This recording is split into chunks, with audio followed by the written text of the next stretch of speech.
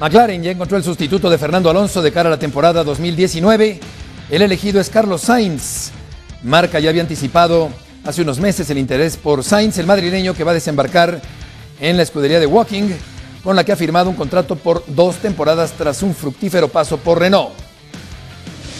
El novato de los Bravos, Ronald Acuña, fue golpeado por el primer lanzamiento de José Ureña el día de ayer.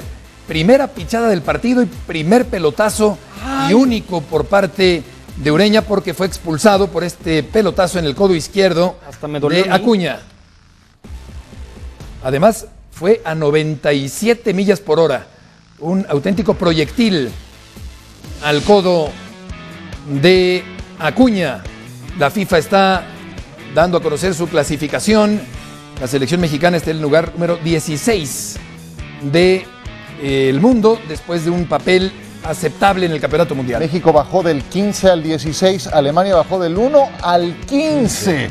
Solamente un peldaño nos separa de la selección de Alemania, a la que se le ganó en el Mundial. Tras la salida de Pepe Reina al Milán y la lesión de Meret, el Nápoles firmó al portero David Ospina del Arsenal a préstamo con opción de compra. Será el tercer club europeo para Ospina, 29 años, quien militó 6 temporadas en el Niza antes de irse a la Premier en 2014. Ya llegó a México Juvenal Olmos, el nuevo técnico del equipo del Veracruz. Después de la salida de Guillermo Vázquez, 11 años sin dirigir, y lo contrata y lo premia el Veracruz. Hice una lista de técnicos mexicanos o hechos en México en los cuales creo yo se pudo haber pensado antes que en Juvenal. Chepo de la Torre, Lugo, La Volpe, Marini, el Ruso, Luis Fernando Tena, Jaime Lozano, Hugo Sánchez, Mario Carrillo, Tomás Boy, el Profe Cruz, Héctor Eugui, Bucetich, Ambriz, Raúl Gutiérrez, Sergio Bueno, Chucho Ramírez, Benjamín Galindo, Rubén Omar Romano, pero el Veracruz se decantó increíblemente por un técnico que tiene 11 años sin trabajar y que además no conoce a fondo el medio deportivo mexicano. Les voy a recomendar a estos que luego hacen casos, ¿no? Como el IPADE, que hacen casos así de, vean esta empresa, lo bueno, lo malo, aprender cosas. Yo creo que el Veracruz se podría hacer todo un estudio, un caso en las escuelas de cómo no hacer las cosas, ¿no? Porque esto es increíble. Esto pareciera que el promotor le dijo, mira, tengo un técnico. Es decir, suena como que hay un negocio de por medio, ¿no? 5 años trabajando en Fox. Él menciona cuando llega a México que ha visto el fútbol mexicano en el último año y medio, que lo ha seguido y que se le hace una liga muy competitiva. Pero si tienes 11 años sin dirigir, no estás en contacto directo con la liga mexicana, dándole el beneficio de la duda del trabajo que puede realizar, entiendo que tenían más opciones en el fútbol mexicano para poder contratar un hombre capaz. Sería bueno que le pusieran las últimas declaraciones de Fidel Curi, nada más para que sepa dónde se va a meter. Y en esas declaraciones de Fidel Curi, el propietario del Veracruz, que sigue estando sancionado, por cierto, de ejercer cualquier actividad en torno al Veracruz hasta el 20 de septiembre de este año, dice, pues el que ponga va a salvar al Veracruz. Fue algo que dijo el propietario de los Tiburones Rojos. Entonces, bueno, si alguien que lleva 11 años sin dirigir. Yo comprendo que de esa lista de 19 candidatos que acabo de mencionar, en un rápido ejercicio mental habrá algunos muy caros, otros que estén desactualizados, otros que ya no estén de moda, pero bien que mal son 19 entrenadores importantes y capaces mexicanos o hechos en México que pudieron haber aparecido primero, creo yo, en la mente de Fidel antes de contratar a Juvenal Olmos, que tenía tanto tiempo sin trabajar. El Veracruz va a enfrentar a Chivas. Hernaldo, buenas tardes, ¿cómo te va? Buenas tardes, Heriberto, compañeros, gusto saludarlos. Pues el Guadalajara tiene sus propios fantasmas y sus propios problemas previo a este enfrentamiento.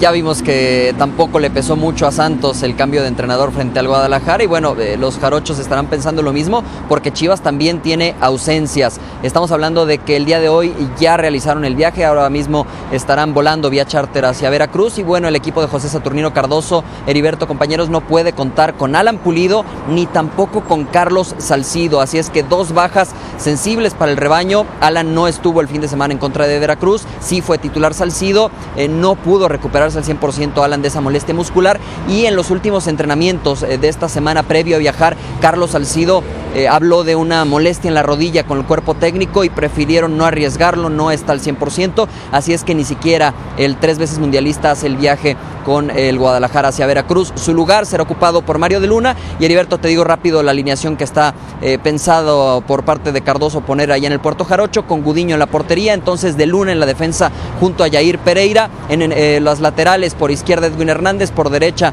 José Carlos Van Rankin, en medio campo Michael Pérez y el regreso de Orbelín Pineda, que ya pagó un partido de suspensión. Adelante estamos hablando de Isaac Brizuela, Walter Gael Sandoval, Ángel Saldívar y Jesús Godínez, por la ausencia de Pulido que ya platicábamos. Así las cosas, Heriberto. Chivas, que además ayer dijo le abre la puerta a Marco Fabián, aunque entienden que tiene ofertas todavía en el extranjero su exfutbolista. Hernando, muchas gracias por la información. Muy buenas tardes, saludos. Igualmente, buenas tardes. Decíamos ayer y hoy también que una de los beneficios de los dobles contratos puede ser la evasión fiscal.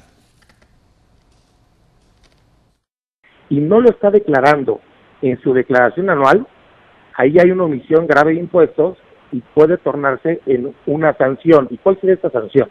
Esta sanción puede ir desde un tema administrativo único y exclusivamente, de que el SAT le cobre al jugador el impuesto de la renta omitido, los recargos y las actualizaciones, y que le imponga una multa del 55% de la contribución omitida, o bien, incluso, también por el monto de lo defraudado, podría llegar hasta ser un delito en materia fiscal. Entonces, esa situación sí se torna grave si el jugador no está bien asesorado y única y exclusivamente recibe en sus cuentas bancarias esos ingresos extras y no los declara. Y por otro lado, el empresario habrá que ver qué estrategia está adoptando para hacerle llegar esos recursos por el segundo contrato que no está registrado ante la Federación Mexicana de Fútbol. Entonces, esa estrategia también será susceptible de ser revisado por el Servicio de Administración Tributaria. El SAT tiene varias facultades de comprobación, pero también en estadísticas, si observamos las auditorías que lleva a cabo el SAT, normalmente revisa personas morales, porque por el monto de las contribuciones que está enterando, es mucho más factible de obtener una recuperación en una facultad de comprobación a una persona moral que a una persona física. Si el SAT decidiera auditarnos a cada uno de nosotros, lo puede hacer perfectamente, porque la información la tiene a la mano a través de la Comisión Nacional Bancaria de Valores, pero no despliega tal vez una facultad de comprobación de manera más común hacia personas físicas que con personas morales. Es el abogado Antonio Aguilar. Y es que el contrato presentado por el club ante la Federación Mexicana de Fútbol reporta una cantidad menor a la que en realidad devenga un jugador o un entrenador. Y es ahí donde cabe esta posibilidad de que una de las alternativas favorables para hacer este chanchullo del doble contrato es que se evada fiscalmente en el caso de los clubes del fútbol mexicano. El mundo del efectivo. Claro, porque esa es otra. Si se hace por transferencia bancaria o un depósito bancario, ya hay una alerta para el fisco. En cambio, si se hiciera en efectivo, pero no sé si se puedan manejar cantidades tan elevadas de efectivo para pagar jugadores o un técnico de un equipo de fútbol. Te sorprenderás cómo se maneja. Bueno, hay casos que se les paga a jugadores en México. Y dicho por alguien que estuvo, Hércules Gómez, hace unos instantes mencionó cómo cuando yo con el Puebla tuvo una reunión primero con un doble contrato y le dijeron, a ver hermano, firma este y después el otro, ¿cómo no? Y que después lo llevaron con López Chargoy a firmar otro contrato y después con Hurtado, o sea, es decir, una fiesta, y él dijo que era una escena del Padrino.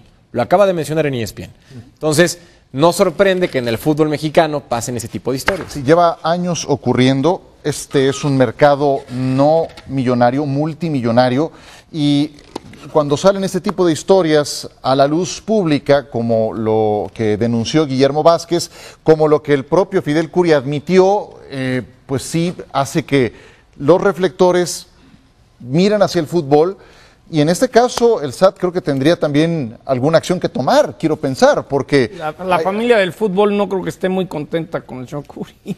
Pues, claro, la onda expansiva de la declaración de Fidel puede terminar por embarrar a muchos otros propietarios de equipos en el fútbol mexicano. Esta ciertamente es una práctica común, no nada más de equipos que suelen tener manejos nefastos en lo deportivo, porque esto es muy común entre esos equipos que tienen apariciones muy fugaces en la primera división. También ocurre con los de media tabla y hasta con algunos grandes, ¿no? Sí, sí. Entonces, no es algo nuevo, y de verdad, si esto ha de traer algún beneficio, hacia ese rubro o hacia una eventual asociación de entrenadores, que creo que sería algo bastante positivo, algo que mencionó Miguel Herrera, pues entonces tendremos un saldo positivo. Basta que alguien dé el paso hacia adelante, tome la iniciativa y empiece con este camino que ciertamente es largo.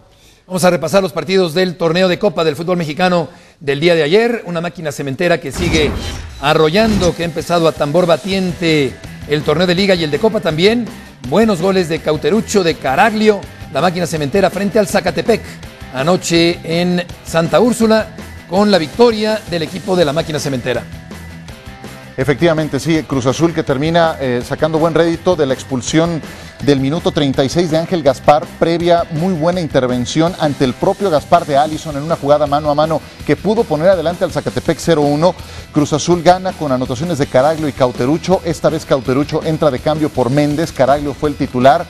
Sea como sea, Caixinha tiene un par de delanteros derechos capaces que están en un romance con el gol, ya sea que los utiliza los dos juntos o que se decante por el que mejor está. Es un problema entre comillas, positivo que tiene el actual técnico de Cruz Azul. Se está reflejando claramente el trabajo estructurado de Ricardo Peláez. Se contrató a jugadores buenos y sobre todo jugadores necesarios para la máquina cementera. Vimos el toque, el pase a la red, como decía don Fernando Marcos, con una gran sutileza en el gol que marca Caraglio. Después Cauterucho, que también se hace presente en el marcador de este partido que gana la máquina cementera 2-0 a un equipo con tanta tradición como el Zacatepec. Yo agregaría nada más, sí hay sensaciones positivas del equipo cementero, pero nadie se ha coronado con 4 jornadas, ni siquiera con 17. O sea, no vale de nada ser líder general. Hay buenas sensaciones, hay un saldo de puntos positivo que va avanzando no solamente en Liga, también en Copa, pero esto habrá que reproducirlo y mantenerlo cuando sean las etapas decisivas. No cabe duda, Ciro, que el que tiene retiene. Reina con un toque privilegiado, un jugador de una gran calidad. Es un gran talento que ha desperdiciado. Se ha desperdiciado, claro. Recala en el Celaya después de no dar lo que de él se esperaba, como era de esperarse, como era predecible, con el equipo de Toluca. Y Tigres que golea a San Luis Potosí en la cancha del Volcán. Sí, Ener Valencia pone este pase filtrado, un par de toques después, balón a la red. Tigres con plantel alterno ciertamente, pero con mucha calidad. Este es un golazo de Aquino, el 2-0, un tiro que va a la escuadra con potencia, con la mejor colocación, pica adentro. Tigres no había tenido los mejores resultados en Copa, ayer se desquitó, el San Luis fue el que pagó los platos rotos y le llenaron la canasta con 5 goles en 90 minutos. El gol de Edu Vargas es extraordinario al segundo palo con una volea que parecía difícil por el poco ángulo, porque el portero de San Luis iba cerrando al primer palo en este festín que se dio Tigres el día de ayer. ¿Cómo ha mejorado la Copa? ¿No te acuerdas que siempre bromeábamos, Ciro, que requería Tigres la toma más en serio? 2 dobles expresos cada partido? La verdad ha mejorado mucho, ¿eh? Yo creo que la clave sigue estando en acortar la etapa de grupos. Ya en vez de ser los grupos de 4 ahora son de 3 y eso te entrega menos partidos de una etapa de grupos que me sigue pareciendo innecesaria. Me sigue pareciendo innecesario también 2 torneos de Copa. La eliminación directa siempre es más espectacular, pero también entiendo la inestabilidad que hay en la división de ascenso. Son pocos los equipos que tienen cierta seriedad para el propio torneo de Liga y buscar el boleto eventual a la primera división. San Luis es uno de ellos y se llevó ayer 5, entonces sigue habiendo una diferencia importante entre los equipos de primera y de segunda. Tijuana y Juárez, 2 equipos de la frontera, también se enfrentaron allá en la cancha sintética. Esta no es híbrida, sino totalmente sintética, la cancha de Tijuana, donde se enfrenta el equipo de Juárez al de Tijuana. Juárez, que ha sido un equipo protagónico en los últimos torneos de la segunda división del fútbol mexicano, aunque está este cáncer, esta injusticia deportiva de que el mejor de la segunda no puede ascender a la primera.